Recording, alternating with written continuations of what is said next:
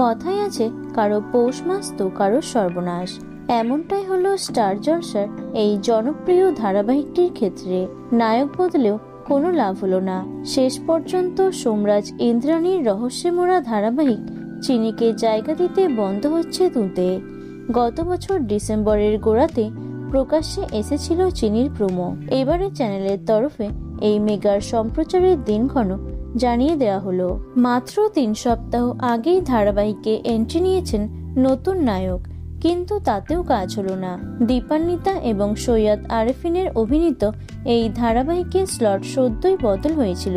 কথার আগমনে সন্ধ্যার স্লট থেকে রাত 10:30 স্লটে পাঠানো হয় তুঁতেকে।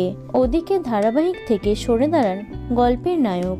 আর মাস ঘুরতে না ঘুরতেই এবার পাকাপাকিভাবে বন্ধ হচ্ছে এই ধারাবাহিকটি, যা শুনে রীতিমতো হতাশ এই ধারাবাহিকের ভক্তরা।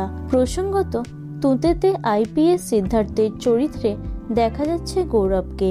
সেই চরিত্রের মেয়াদ যে এত অল্প দিনের হবে তা কেউ কল্পনাও করতে পারেননি।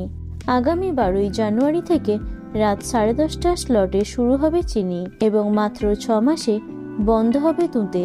তো বন্ধুরা, তুঁতে ধারাবাহিকটি কে কে মিস করবে অবশ্যই কমেন্টে জানিও।